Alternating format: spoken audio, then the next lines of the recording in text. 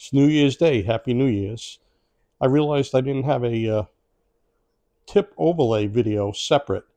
I just had them on my different bow builds. So I decided to take some pieces together from recurve and a longbow tip overlays that I had videos on and put it together and make a little tutorial, okay? And I just wanted to discuss with you a couple of things. You see me use power tools. I'm going to tell you don't use power tools. I'm going to tell you when you get these horn blanks, squares, or antlers, put them in a vise and use a hacksaw or a little fine coping saw and cut them to the width you need, and use files and hand tools and sandpaper to shape them. Because you got to be real careful with power tools. They want to grab, and you got to watch your fingers. They'll grab, they'll pull you in. You'll take skin off. You'll cut your fingers. You see me doing it. All right, I'm super careful, and mistakes still happen even if I'm super careful. So that's all I wanted to tell you. Watch the video. You get an idea how I do it. And just instead of using power tools, use hand tools so you're safe, okay? And once again, it's New Year's Day. Happy New Year's. I hope everybody has a healthy and happy New Year. Thanks for watching. So I have these buffalo knife handle blanks that I purchased. And what I did was I put some tape, some masking tape in the back. And you see how it's thicker and the tape is down?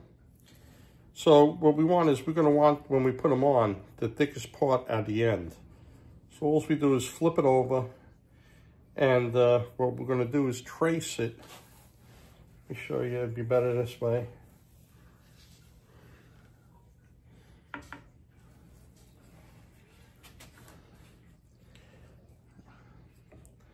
I lay this on this like this, and I trace it. Okay, this is for this tip, and this is for the other tip, okay?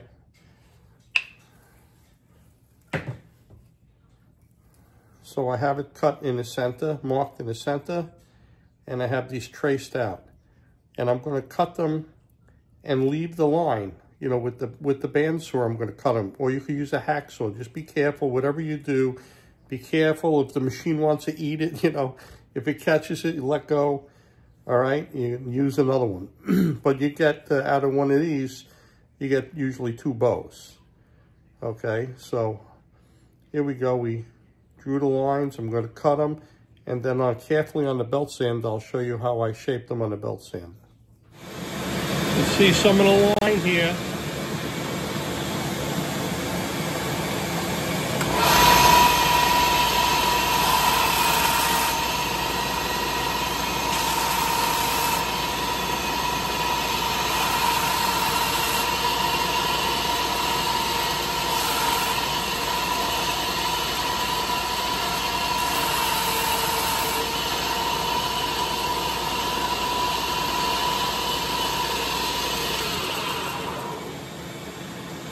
Now we have a thicker spot and a thinner spot. Okay. Look at the tape off.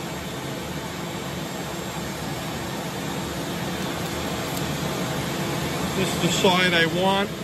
This is the thinner spot. This is going to face down into the bow. So what you do is, I'm going to put this against this because it's hard to hold. And you see, it's tapered. Once I start it, I'm going to push down gently, and I'm going to put more pressure here to get this point lower. You don't want to do it this way. It'll wedge right in there and it'll blow apart. And then when you're done, you just shut the switch off. I'm going to put the switch on. I'm putting more pressure on the front.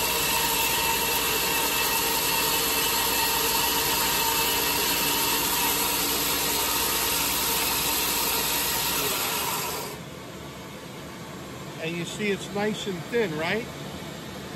Okay, by putting pressure on the front. And then what we'll do is, once I get it the right width, I'm going to taper it. I'll show you, I'll taper some now.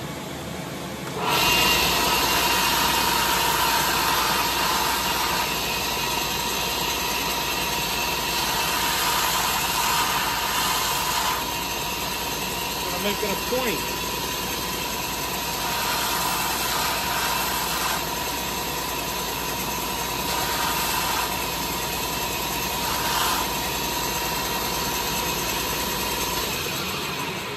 Then I'm going to take a barrel Dremel and make it nice and round, and then you'll see the edges, and then we'll sand it. But look, see how nice it is? Okay? Then we're going to work on the other one. Going to round it a little bit. Remember, when we slide the string up, we want the string to slide nice up on here.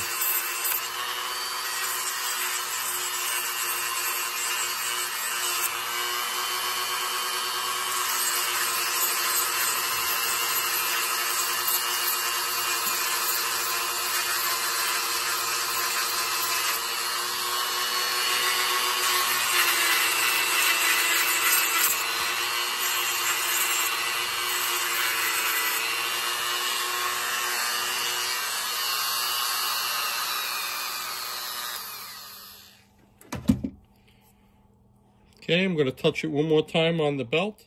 Okay, here we go. Here's the check. Thick side goes to the end. Look. Very nice, right? Very nice. Okay. Now we're going to check the other side. Here's the other end. Okay, that's what it's going to look like. Now what I'm going to do is I'm going to hold this on an angle here. Okay. Right, got it on an angle here, and I'm going to draw a line.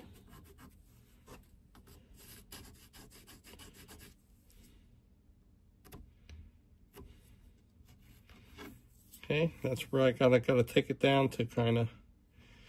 Okay, I'm going to put a line across here just to see where it's got to stop. Okay, see the line? I put a piece of tape as my boundary line so I know where not to go past. And I put the belt sand up on a block, so hopefully I can get enough of an angle to get this down.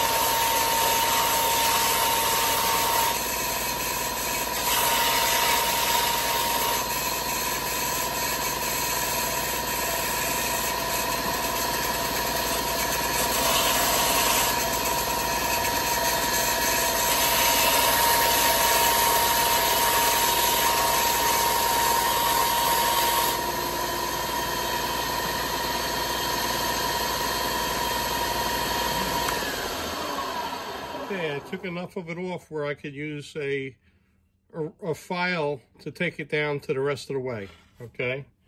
Just to give you a rough idea where I'm going with this. Okay, that's about it. It looks pretty good so far, okay? By the way, I'm using a line on the other side. But look, it looks pretty good, right?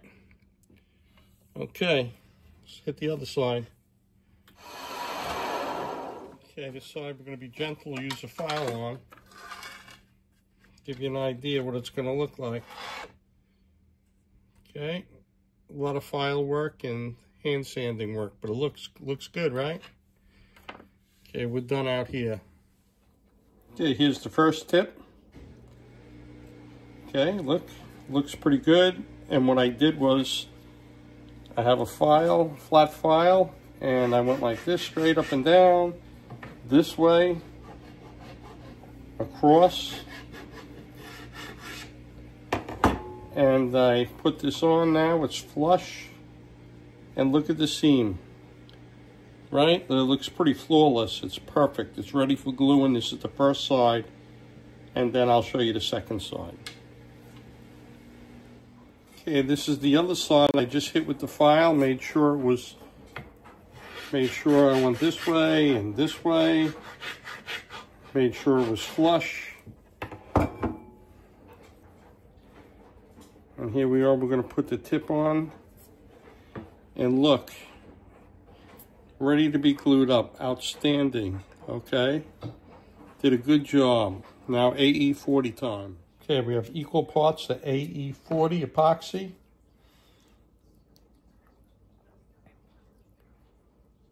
Putting on the back of the horn. Okay. I'll lay it on here. Make sure it's on centered, nice. It's okay if a tiny bit overhangs a little bit, we're going to trim it. Try to make it even though.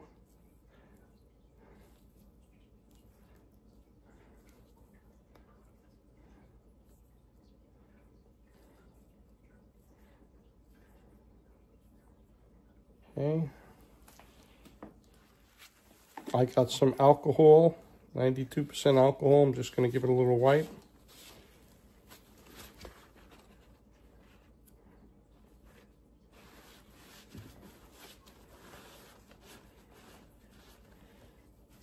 Okay.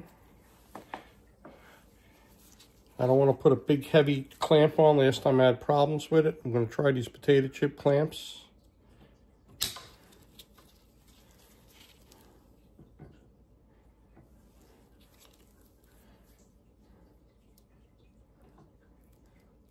Here's something you never seen before.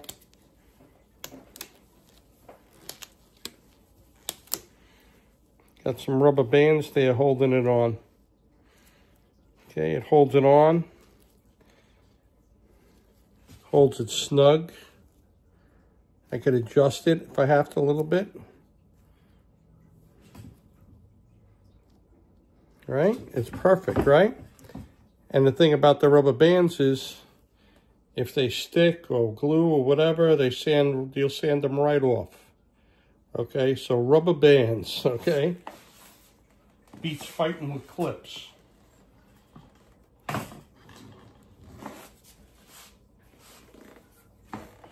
Now we got side 2 here.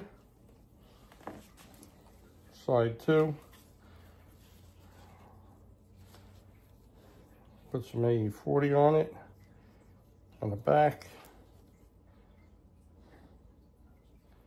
Wipe off the extra.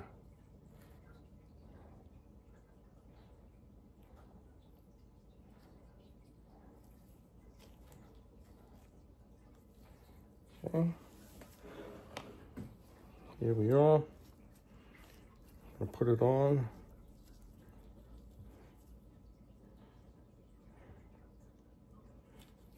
Got it set.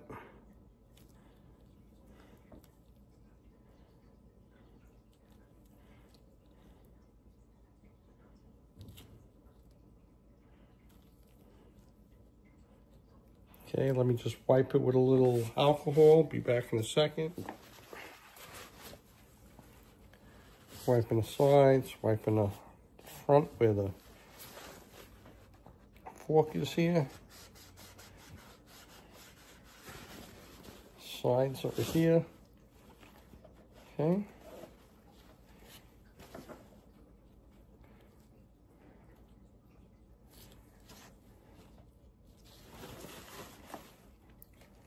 Guess what we're going to do now? I'm going to put a rubber band on it.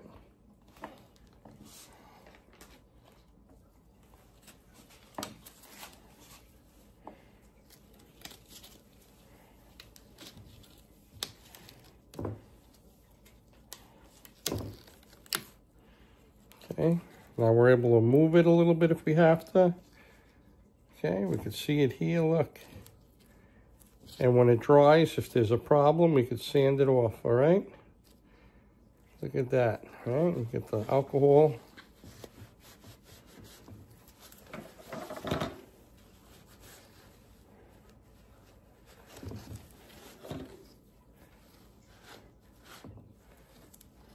Look how nice.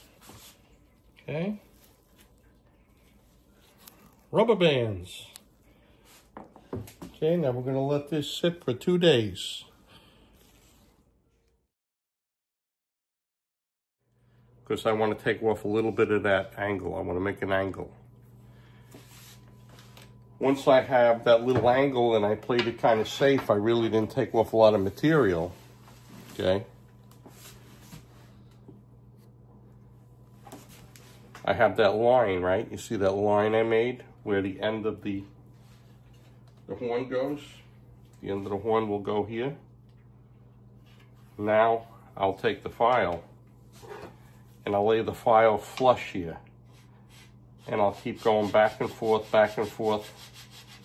And as I'm reducing material, this edge is creeping up towards that line.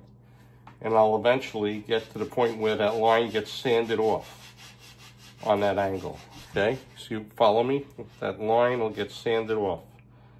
And then when that line gets sanded off, then I can glue this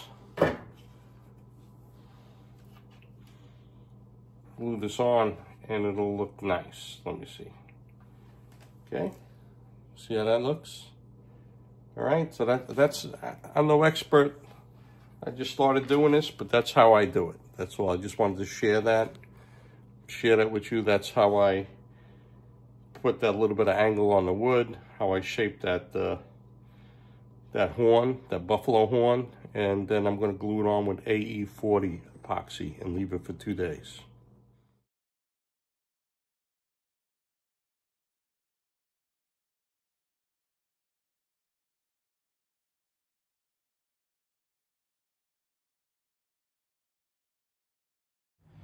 Okay, it's a real cold morning. I left this bow outside for about 5 hours. It was raining out, but it was under an awning, you know, just to get some moisture. Then I took it in, and the limbs are 8% moisture, which is perfect for tillering. And I'm gonna cut string grooves in. I got one side done. I got to do the other side, and with the horn tips. And basically, what I do is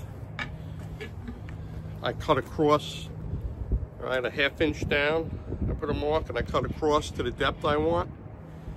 Then I draw a 45 and I'll go down on the 45.